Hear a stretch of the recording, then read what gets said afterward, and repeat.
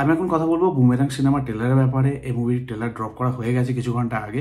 তো এই মুভিটা নিয়ে অনেক কথা হয়েছিল একটা টাইমে, অনেকে কমেন্ট করেছিল, নানান জায়গায় অনেকে বক্তব্যও রেখেছিল যে এই মুভিটা রোবটের কপি, তারপরে এখান থেকে ইন্সপায়ার করা, ওখান থেকে ইন্সপায়ার করা, চিপ রোবট, নানা রকম কথা হয়েছিল। বাট আমি একটা যেটা দেখে আমার মনে হলো সেটা হলো এটা একটা fully comedy science fiction movie, যেটা বাংলা এই ফিল্ম ইন্ডাস্ট্রি বা বাংলা দর্শকরা কখনো দেখেনি।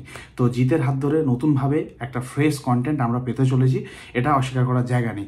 তো যেটা দেখে আমার ভালো লাগলো সেটা হলো একটা নতুন প্রয়াস, ডিরেক্টর ভালো কাজ করেছেন। আর আমি নিজে একজন ভিএফএক্স অ্যানিমেটার, তো ভিএফএক্স অনেকে বলছে লো, তো ইন টার্মস অফ বাজেট এ যা ভিএফএক্স করেছে যথেষ্ট ভালো করেছে।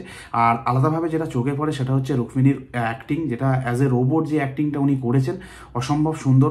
কারণ এভাবে পোর্ট্রে করা কিন্তু ইয়ার্কির ব্যাপার না। যখন আপনি একটা লিভিং অবজেক্ট হিসাবে কোনো অ্যাক্টিং করছেন, মানে আপনার মধ্যে লাইফ রয়েছে, একটা সাধারণ মানুষ বা যে কোনো কিছু, সেটা আলাদা জিনিস, সেটার মধ্যে সমস্যা অতটা হয় না যারা এই প্রফেশনে আছে।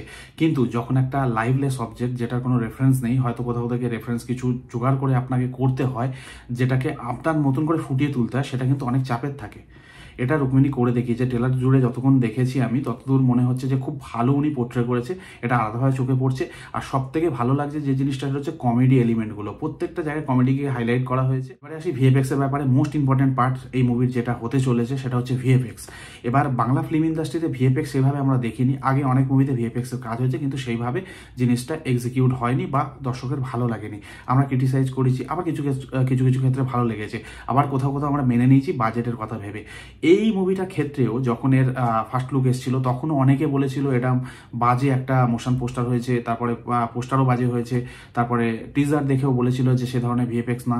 যখন ওই বাইকটা আমরা ফার্স্ট লুক দেখেছিলাম কিছু পোর্টালে, তখনও অনেক কথা হয়েছিল যে এটা কি হচ্ছে ভাই, এ জিৎ পাগল হয়ে গেছে নাকি, কি ধরনের কাজ করছে। তার উত্তর হচ্ছে এই ট্রেলারটা।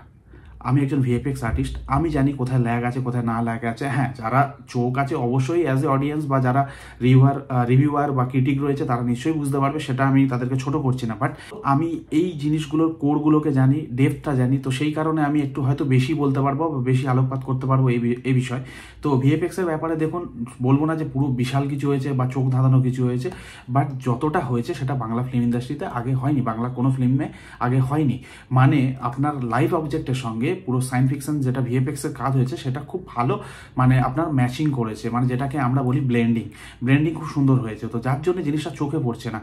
তো আমি কখনোই বলছি না যে একেবারে সবকিছু পারফেক্ট হয়েছে, ল্যাক আছে, ল্যাক নেই সেটা না, বাট এতটা ভালো কাজ হয়েছে যে 20% 30% ল্যাক রয়েছে, সেটাও ঢাকা পড়ে গেছে। এবার লাস্টের যে পোর্শনটা, সেটা নিয়ে অনেকে কথা বলতে পারেন, যেখানে জিতকে রোবোটিক টাইপের কিছুটা লাগছে। আমার মনে হয় যদি স্টোরি ওয়াইজ আমরা এগোই, সেখানে মনে হচ্ছে যে জিত মনে হয় ওখানে অরিজিনাল ক্যারেক্টারের মধ্যে নেই, মানে লিভিং ক্যারেক্টারের মধ্যে নেই, ওখানে রোবোটিক কোনো ক্যারেক্টারের মধ্যে রয়েছে, হতে পারে, যার জন্য অনেকটা স্টিভ লাগছে ওই জায়গাটা। সেটা নিয়ে অনেকে কথা বলতে পারেন, তাই আমি এই জিনিসটা আমার চোখে লাগলো, আমি বলে দিলাম।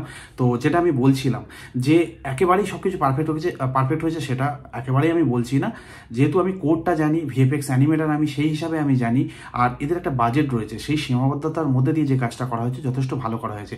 আগের ফিল্ম আপনারা দেখেছেন, আমিও দেখেছি, সে তুলনায় এটা মাচ বেটার একটা রেজাল্ট দিচ্ছে। আর বাজেট কম আছে বলে আমি এক্সকিউজ দিচ্ছি না, বা তারাও এক্সকিউজ দিচ্ছে না। বাজেট কম তো করবো না, সেটা একটা বড় ব্যাপার, কিন্তু এখানে যে জিনিসটা করা হয়েছে, যে প্রয়াসটা করা হয়েছে, সেটা হচ্ছে টাকা ঢেলেছে দেখে মনে হচ্ছে। আর একটা ভিএফএক্স এর প্রজেক্ট করতে কতটা খরচা হয়, অ্যানিমেশন প্রজেক্ট করতে কতটা খরচা হয়, সেটা আমরা জানি। তো সেই হিসাবে দেখতে গেলে যথেষ্ট ভালো কাজ হয়েছে। আর স্টোরি লাইনটাও ডিফারেন্ট আছে, একটা কমেডি এলিমেন্ট রয়েছে পুরোপুরি, আর তার সঙ্গে লাস্টে গিয়ে কিছু একটা টুইস্ট থাকবে ভালো লেভেলের। সুপার হিরো যে কথাটা বলা হচ্ছে, বাংলায় দাঁড়িয়ে যদি এই ধরনের মুভির কথা ভাবতে হয়, তাহলে ফের আমাদের সেই সত্যজিৎ রায়ের উপর ভরসা করতে হবে, যেখানে উনি প্রফেসর শঙ্কু বানিয়েছিলেন, এ ধরনের সায়েন্স ফিকশন অনেক জিনিস দেখিয়েছিলেন, মানে লিখেছিলেন। তো তারপরে সেটা সন্দীপ রায় মুভি করেছিলেন, আর অ্যানিমেটেড একটা মুভি হচ্ছিল, বাট সেটা বন্ধ হয়ে গিয়েছিল, তার প্রজেক্টের অংশ আমরাও ছিলাম। সে যাই হোক, সেটা অনেক আগের কথা। তাছাড়া পাতালঘর বলে একটা মুভি হয়েছিল, যেখানে বেশ কিছু সায়েন্স ফিকশন জিনিস দেখানো হয়েছিল। বাট এই স্কেলে বর্তমান সময় 2024 অনেকটা টাইম পরে এসে জিত করে দেখা। এই ট্রেলার থেকে আমরা কি পেলাম, সেটা হচ্ছে একটা ভালো গল্প, কমেডি এলিমেন্ট রয়েছে, অ্যাক্টিং খুব ভালো, বিশেষ করে রুক্মিণীর অ্যাক্টিং চোখে পড়ার মতো, ভিএফএক্স ভালো, আর সায়েন্স ফিকশন এই ধরনের কাজ যেটা বহু বছর বাংলা ফিল্ম ইন্ডাস্ট্রিতে হয়নি। আর একটা গ্লেজি ভাব রয়েছে, যে কাজটা আগে দেখিনি। আমি জিতকে নিয়ে অনেক কথা হয়েছে, তার এবিলিটি নিয়ে অনেক কথা হয়েছে, কিন্তু আমার মনে হয় এই মুভিটা তার সমস্ত প্রশ্নের উত্তর। একটা টাইমে কপি, এটা সেটা নানান রকম কথা বলা হতো, সেই সময়টা সেটা চলেছে বলে সেটা সে করেছে, বাট যাই হোক সেটা অন্য প্রসঙ্গ। বাট কিন্তু বর্তমান সময় দাঁড়িয়ে সে যখন ফের নতুন কিছু চেষ্টা করলো তখন আমরা কিন্তু রোবট 2.0 জুড়ে দিয়েছিলাম, মানে ট্যাগ লাগিয়ে দিয়েছিলাম, এটা অস্বীকার করার জায়গা নেই। কিন্তু সেই লোকটা যখন তার এই মুভির ট্রেলার নিয়ে এলো তখন আমরা সবাই বুঝতে পারলাম এই মুভিটা অন্য জনরের মুভি, অন্য ধরনের মুভি। তাই আমার মনে হয় জিৎ নিজেকে যেরকম প্রমাণ করছে অন্যভাবে কাজ করে, সেরকম আমাদেরকেও নতুন কিছু দিচ্ছে যেটা বাংলা দর্শক কখনো দেখেনি। তো আশা করা যায় এই মুভিটা খুব ভালো হবে। আমার তো ট্রেলারটা খুব ভালো লেগেছে, ওভারঅল জিনিসটা পারফেক্ট। দেখুন ট্রেলার দেখে পুরো মুভিটা বলা সম্ভব না বা বোঝা সম্ভব না, কিন্তু যতটুকু আমরা আভাস পাচ্ছি সেটা হচ্ছে একটা আউট অ্যান্ড আউট কমেডি একটা মুভি থাকবে, কিন্তু লাস্টে গিয়ে একটা সিরিয়াস পর্যায়ে যাবে। আর তারপরে জিৎ কি সুপার হিরো হবে বা রোবোটিক কোনো ক্যারেক্টার ইনভেন্ট করবে তারপরে নিজের লুকের, সেটা একটা বড় প্রশ্ন। তো আমার যথেষ্ট ভালো লেগেছে, এইবার হলে গিয়ে দেখার পালা, বাকি তো আর কিছু সেরকম বলার নেই। অনেকের সঙ্গে আমার রিভিউ হয়তো ম্যাচ নাও করতে পারে, অনেকের খারাপ লাগতে পারে, অনেক অডিয়েন্স বলতে পারে ভিএফএক্স ভালো না, বাট আমি যেটা বুঝলাম সেটা বললাম। এবার এটা বলার পরে অনেকে হয়তো বলতে পারেন যে যখন যার মুভি আসে তখন আপনি সেটা দেখে ভালো বলেন, কিন্তু যেটা ভালো সেটা আমাকে ভালো বলতেই হবে, আর যেটা খারাপ সেটুকু অবশ্যই তুলে ধরতে হবে, সেটা আমি বলছি না। কিন্তু সমস্যাটা কি হয়ে গেছে, বর্তমানে মানুষ খারাপটাকে বেশি হাইলাইট করে আর ভালোটাকে চেপে রাখে, ভালোটা বলতে জানে না।